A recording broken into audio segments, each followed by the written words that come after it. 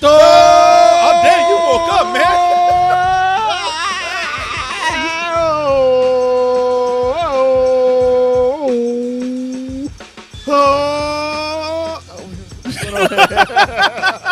People, welcome to the movie review extravaganza, Ganza, Ganza, Ganza, Ganza, Ganza, Ganza, Ganza, Ganza, Ganza, Ganza, Ganza. I'm just, you sound like the Aborigines people. And my didgeridoo. Your didgeridoo, your plastic didgeridoo over there. What the hell is going on with this dog, man? What's wrong with this damn dog right here? You give him some of that fucking poison you drinking? Hey, everybody, welcome to the show. I am one of your critiques, Corey Coleman, and my associates over here, Mr. Martin Thomas, sir, and Corey Goodwin. How you doing? How's it going, man? Why you always got to pee seconds before the show? Hey, man, I get it out so I ain't got to do it in the middle of the show. Exactly. Much better than laughing and you know, they used to say, Martin, this is talking your language, lollygagging, man. Now, be fair, he opened the door for everybody. Who did? Corey Goodwin got here before you. Oh, did he? Yes, he did. Then he he had had guests. And the guests would have been standing out there forever. Hey, how y'all doing? Good to see you. But before we get into our reviews, we got to talk about how this review is brought to us by a sponsor, Martin. Well, I'm proud to announce to the people out there, Angry Birds 2. No way. It's here, Martin. The birds are back in Angry Birds 2. It is here. Martin, you can join them in a new adventure, but now with more moves, more new levels, and Martin, amazing new graphics. Look at those graphics right there, Martin. And here's the thing, people. The best thing, Martin, is that you can download this for free. And you can get it for free by downloading from the link in the description box below. Go ahead, download it now, and start playing Angry Birds today. Being angry has never been this much fun as with Angry Birds, and now Angry Birds 2. Well, who needs an Xbox now? And that is sponsored by Rovio. Thank you, Rovio, the creators of Angry Birds and Angry Birds 2. Martin, let's go ahead and get into our movie right now. So, here's the thing about horror, man.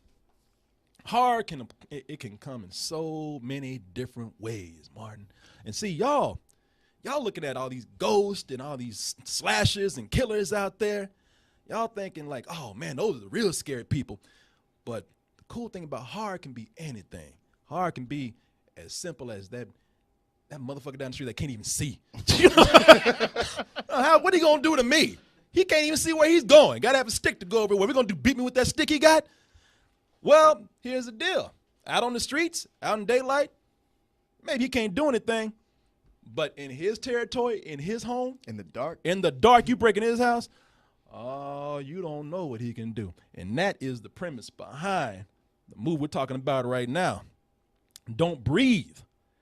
And we have 3 young people living in Detroit. And they're desperate. I mean, that's all you got to say. I live in Detroit. Yeah. And I'm desperate. Don't finish that. Yeah, exactly. Detroit. We know you're desperate. Why are you breaking into people's houses? I live in Detroit. Oh, okay. Got it. That's like the number one profession there, right? Exactly. Say no more. I mean, come on. Detroit, they want to get the hell out. Jobs are scarce. There's no opportunity there. They would argue, man, I ain't got no choice but to break into people's houses and rob them, especially when it's so easy with our friend whose father works at a security company. We can get us the codes, and we can just break in easy and be out. It's too easy to pass up. And the easiest mark happens to be this blind dude who has millions of dollars stashed in his place. Blind? Oh, man, that's the easiest mark of them all. But as I told you, and that should be a sign right here, no matter if a person's blind, crippled, or crazy, if they live in Detroit in a house in the middle of nowhere, miles away from everybody, chances are they don't want nobody coming near them, and they're hiding something that they're more than willing to protect, even to die to protect.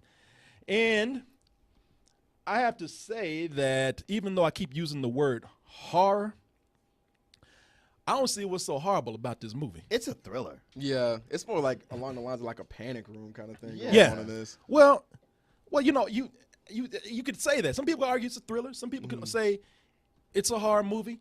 I don't see the horror in it because they're fucking with this dude. Yeah, you know what I'm saying? No, won't be none. Yeah. you know, the so-called victims in this movie, they go in and try to rob a man at gunpoint. You know, and here's the deal. Look, if you break into Daredevil's house in the middle of the night, he gonna whoop your ass, you know. Yeah. I mean, he's a bad dude. You won't get an ass whoop if you break into Daredevil's house. Sure. It's just that simple. Yeah, coming into a dark house with an old blind man who's ex-military. That's like fighting Jackie Chan at a Home Depot. Yeah. Yeah, Just look down the alley. Shit. Yeah, props everywhere. You know, this is crazy. I mean, this is the most straightforward case of stand your ground I've ever seen. Oh yeah. Shit, this shit is called Don't Breathe. The shit should have been called That's What You Get. You know? You deserve this. Yeah. I mean, I'm looking at this and I'm saying, why is this going to be scary to me? Because I'm looking at these people. They deserve what they get. And you bring up a good point because you feeling sympathy with the people in trouble. That's a big element. Like I thought about Green Room. You know, those punk rockers. They walk into a situation and they're trapped. Yeah. And they, it was no fault of their own. But here, you're kind of like, yeah, I'm looking forward to you kids dying. oh yeah, they talking about horror fun. The moment that blind man crept up, everybody like, ooh, I'm like, yes, yes, It's on now. yeah. The blind Whoop that Terminator. motherfucker's ass. He right over there. People like, you shush.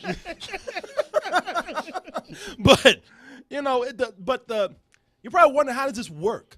Well, the deal with this is that this is a lesson in pure cinematic manipulation. When you have these elements here where you say that can't be scary. I mean, this guy's being victimized. These people are wrong. Why should I root for anything? What's so scary about this? There's nothing supernatural here. But director Fede Alvarez, who did the Evil Dead remake, he challenges us by using all those elements that we doubt and using them to work against our expectations, against what we expect in a horror film. And that's the thing that I'm talking about here, because if you give a description of everybody that's in this movie, just if you look at it on paper, you feel nothing for these people. Because the so-called, again, victims here, they're bad. These people they're badly written. These people are badly written, and when I look at them, if you look at the movie's not trying to actually apologize for that. They're saying, when we mean badly written, we mean that these are people who are, when you look at that, they're pure assholes. You got Money, who's played by Daniel Zavato. He's addicted to robbery and vandalism and My strange addiction. yeah, exactly. He does this for the rush. And the shitty thing about him is that it's not enough for him to just break into your house. Mm-hmm. He's got to take a piss on the floor. Yeah, break extra shit while he's there. Being rude. Yeah, just be rude about it. He could have just left. You have Alex, played by Dylan Minnette, who's he's the Percy Jackson knockoff that you see in the movie right here. He has a nice home. He doesn't have to be doing this. He's just doing it because he's pussy whooped for pussy that he ain't even getting. Right. Yep. And then the most sympathetic one is Rocky. Rocky, who was in the lead in the Evil Dead remake. She's played by Jane Levy, and she's the one that's trying to get out of a bad situation because she has a kid. She has, she has somebody to take care of. She doesn't want that person growing up like them. But you know what? So what? A lot of people have bad situations they're trying to get out of. They don't victimize other people She for got it. that 8 Mile house. Yeah, What's exactly. going on here? Yeah. The thing is, go go for ahead. it. No. I was going to say, I couldn't figure out if that was her kid or her mom's kid. I don't think they really ever said They- that. No, it's her kid. Yeah. It's her kid. Okay. Yeah, I'm sorry, I it's missed that her part. kid. Well, plus she's the one leading little Dylan Minnette around. She's manipulating. She knows what she's doing. Come on, please. Yeah. Oh, yeah. come, you know what you're doing. The great thing about the film is that they set it up to where they let you see the old man. They let you see the contrast with these young people here who are thuggish, and they make you very much sympathize for the situation that's about to happen in favor of the blind dude. The guy's a shut-in, hasn't left his house in like 5 days. I say we do it with him in the house. I'll get a chlorobomb.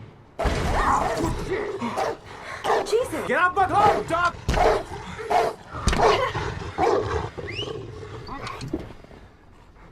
Yeah, that's her guy. Plus, Plus, I hate dudes with shitty cornrows too, man. White dudes with cornrows. And, Yeah. and I mean, the guy's just a piece of shit through and through. The funny thing is, to look at Stephen Lang, blind or not, you know you're not supposed to fuck with that guy. Yeah. He is jacked. I don't know how old he is, but he is jacked. I mean, you can see him through the army coat that he got. Yeah. That motherfuckers bulge out and shit. And you know, it's funny. Did you see that dog? That dog got some fast evaporating drool. Did you see that shit? Like one moment it looked like they're going through the car wash. Look at that. And then the next moment, that shit's gone. Well, Let me clean this up for you. Yeah, when they cut away, the dog wiped it off. Yeah, I'm sorry, I didn't mean to. Can I have a dollar? That's what it was. That dog had a squeegee, you know. Dog like those homeless people and shit. Dog spit shine that window. All right, God bless. You got some change, man. But Sammy gave that shit to me today. I was like, did that dog really squeeze in that car, man? That's a good Photoshop job, man. But you know, when that's the thing. That's the thing about Stephen Lang, man. Stephen Lang plays the blind dude in this, and you're right. This really is a thriller, but the movie, it tweaks certain things to mess with your mind, to manipulate your mind into thinking that it is in the horror territory. When they go into this house, Stephen Lang pops up. This motherfucker teleports more than Jason Voorhees, man. Oh, yeah. You know, I mean, he knows his house, so he's able to just pop up out of nowhere. He knows where all the trap doors Yeah, are. exactly. So when he pops up, you know, that's what they do. There's no way you should be feeling sorry for these people that broke into his house, but they frame it in a way so it's so shadowy. So he's always in the darkness looming. So he pops up out of nowhere and scares us that it's already tricking us into thinking that, yeah, he's the bad guy here. Well, do you hear me or what? I said stop. Don't you move.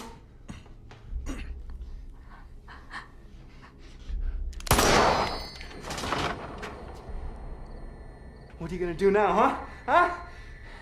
Stop! Yeah, that's what we're gonna do, motherfucker.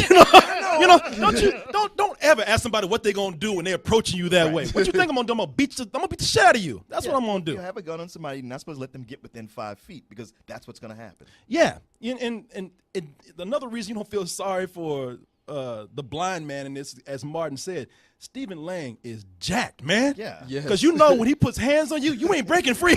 I'm trying to be Cable, bitch. The true character in the house, it's not even the blind man. There's 3 characters in this movie. There's the blind man. That's what his name is in the film. They never give him an actual name. That dog you saw is another character in that house. They do some amazing things with this house. This house, another reason why you think it's a horror movie when it's really a thriller, because they place it in what essentially is a spook house. And because this house is so big, I don't even know where half those fucking doors go, man. Like, what does this old man do with this house right here? Stairway that leads to nowhere. Like, what's happening here? Yeah. It's a joke. Yeah, in this house, this house is huge, and they play with space so well. And that's one of the things I'm really impressed with in the movie is how it's a big house with these really tight corridors, these really small spaces, and what that allows them to do is it allows them to play with lighting in a really eerie kind of way.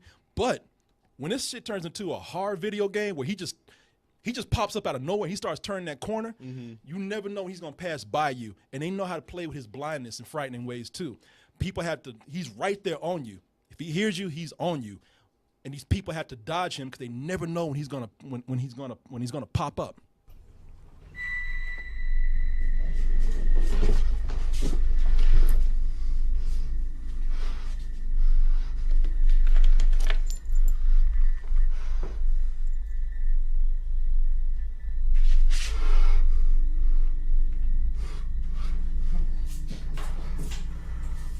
He's like, God damn, that's the biggest old man I've ever seen.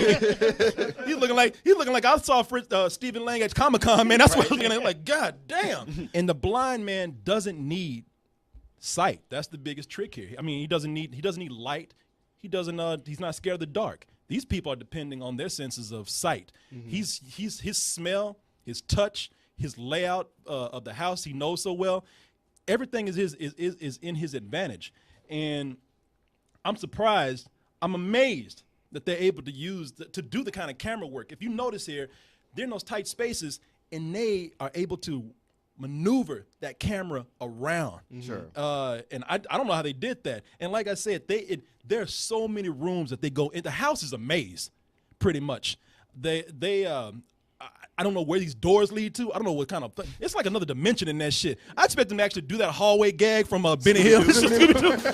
Old man was chasing him through the house. And The shit. monkey starts playing. Like, The what's going on? monkey. Like the old man comes out and he's y'all. When the kids come back, they see themselves at the door and shit. You know, it's a little unbelievable. Yeah, that's true. Like this man does not need that house. That house does get bigger, but you know, when I watched this, I told you that Stephen Lang, he's working in the movie because he's big. Yeah, he's big, but that's not the only reason why. This is a genius idea. It really is. I mean, this is something where I can honestly say I've seen a cat and mouse chase before in a movie. Mm-hmm. I've seen thrillers where people were pursued by somebody in tight spaces, or bottle films, as we like to call them. But this is the first time I've seen a concept like this, where you were being manipulated by things that you couldn't decide about. One moment you're rooting for the kids, the next moment you're rooting for the blind man. You really don't know who's who. And the reason why Stephen Lang really works in this is because just because he's big and imposing, but because he's an animal in this. You know, since he behaves like an animal, he can't see, so he's always twitching. You know, when he hears a sound, he's flicking his head. He's sniffing the air. Mm-hmm. You know, there's a primal animal instinct to him. It's one of the things that puts you on edge because you think, all right, this is the moment where I make my move, and you're like, oh, nope, better not. Yeah, floorboard creaks or you fart or something. He's like, hey, man. Yeah, and that ending, some people are going to be okay with it, some people are not. I thought it was a little far-fetched for as basic as this movie is, where, you know, it's just really, like I said, it's just kind of primal fear and a pursuit. That ending goes off, and some people are going to say it's a little overboard, and then some people they'll accept it. But it didn't ruin anything for me at all. And the reason why, besides all the cool things I told you about the movie, this movie does one thing that I haven't seen movies do in a long time, and that's and I'm not trying to make any kind of political statement here, anything, but I'm just saying, from a filmmaking point of view, this is one of the few films that makes gun violence terrifying. Gun violence is not portrayed as scary as it should be sometimes in films. And this, every time a gunshot goes off, I'm telling you, people, go watch this where they have a great sound system, because every time that gun goes off, people would. Did you notice people ducking the thing we in? Whenever the blind man pointed the screen, people like, oh shit, get out! You know, people like he was in a room shooting the place up. One of the big things about it was when I saw the trailer for it, I was like, oh shit, like they actually have a movie where they're gonna show that's usually one of my favorite parts of a film, which is that scene where the protagonist is in a situation where they can't see, but they're in a situation where the other person's got an advantage, i.e. Silence of the Lambs or Buffalo Bill or Quarantine when she makes it to the attic. But with this, man, I feel like they kind of went too long with it, and it kind of became implausible. Like, it got to the point where, like, they did have some amazing camera work, especially the night vision scene when they got in the basement. But outside of that, man, it just seems like, all right, we're in this one spot, we're gonna figure the situation out, and then, you know, it turns into it was a good thriller, and then it turned into kind of a slasher flick. I don't want to ruin anything. That's what I'm trying to keep my words carefully. Okay, all right. Well, man, the way you were talking it up, I was like, yeah, that sounds awesome. I'd like to see that movie. Except I saw this, and I felt that way through the first act of it. But kind of like Corey, like somewhere in the midst of the second act, I felt like it was kind of spinning its wheels. Like it had played a lot of its tricks, and it was starting to repeat. And I thought the third act of this movie was goofy as fuck. Like it really did lose me. I mean, I was kind of with it at first because it was a good setup, but there's that point where I'm like, you know what? I don't like any of these characters who came in. I ain't cool with him no more. So you know, let the music play, please. I just was like, I don't have a stake in the outcome of this. Man, what do y'all rate this, yo? Honestly, for me, it's a rental. Really? I really felt like it blew it. I mean, there's so many things that I can't name that it did that was just like, ugh, you have, you know, no pun intended, left a bad taste in my mouth. Man, you know, let me just stop right here before they keep going, because this shit right here, this is a no. You know what? Can I give my rating? No, first because before you lump us gonna fuck together? up something. No, because I got. Can I give my rating? I before you give lump it a us full together? price. I'll give it to you in a minute because you about to fuck up too. Y'all don't listen to these people right here. Now, see, this is the thing I knew was gonna happen. I knew this, and I'm mad about this because I walked out and I said, you know what? We're gonna talk about this and we all gonna love it. This is gonna be awesome, man. It's got flaws. Yeah, it's got some problems, but the technical direction in this and the premise and the way they pulled off of most of the movie, man, this is something that horror and thrillers should aspire to. This is a full price movie. No, quick. Even in the part that's good, they were manipulating sound so much to get their point across, to get you to feel that tension. I was like, y'all are artificially doing this. Suddenly, this right here, creaking floorboard, is super loud, but somebody's footsteps, you don't hear it at all. See, I was like, now his breath is loud, but now over here, it can't be heard. You gonna do some Stephen shit. Lang can hear a fly fart, but he can't hear somebody in the corner going, Or the guy he walked by in the hallway who slammed against the wall. he was walking at the time. It was mixed up you with his own- saw that. You saw that. There's no way the kid slammed against the wall timed with the footstep. Man, you can't hear everything, you know everything. He's blind, Corey. Things were echoing, man. You couldn't hear all the things that were going on at once. I mean, come on, man. The fucking dude is blind. Give him a break, man. Shit. No, you know? you can't. Okay, this is a problem with the filmmaking in this. You can't have him be super hearing dude one moment and then the next moment he's deaf. Y'all- Like if you saw that in Daredevil, you'd be like, "What the hell? Why Y'all didn't he admit- hear that yeah, guy like coming a up behind him?" I dare you to watch it again and not see what we're y'all talking gonna about. do is there's gonna be some bullshit horror movie that comes out and y'all gonna give that a full price. I know that's how it's Can gonna I- go. can I'm pretty sure I'm not What's going your to. break? What's your All break? right. I agree with you. With the cinematography especially was done masterfully in this. It was beautiful. But just like Lights Out, it had moments where it had some really great like stuff like, oh wow, I'm really happy they pulled that trick or they took this thing and expanded on it. Like, you know, somebody disappearing when you shine a light on them, or somebody being in the house when you're blind or they're blind and they gotta find you by hearing and touch and all that stuff. The first third of it is good. It's a great film. But like Martin said, that second and third act of that movie, especially the third act just became goofy. It became another slasher ending, and it became the ending was not entertaining at all, man. And this is the only and Corey, the reason why I'm giving it a matinee is because that first part was amazing. I would like to see other directors and cinematographers do work like that. But the premise for this movie wore really thin, and then the extra endings, the 6 endings of this movie, and then the ending just period was ridiculous. Yeah, many forget endings. don't breathe, don't think. It didn't have, you know what? This is a full price movie, y'all. If y'all appreciate horror and you appreciate originality, this is a full price It's a film. thriller. It's not even horror. You know what, man? I'm gonna cut these lights on, come after your ass right now. Close your eyes and do it. No, fuck! Come back, Martin. Corey's is dead. Hey everyone, thanks for watching, and be sure to subscribe to our channel and go over to our home, doubletoasted.com, for more videos and live streams. And remember, stay toasted.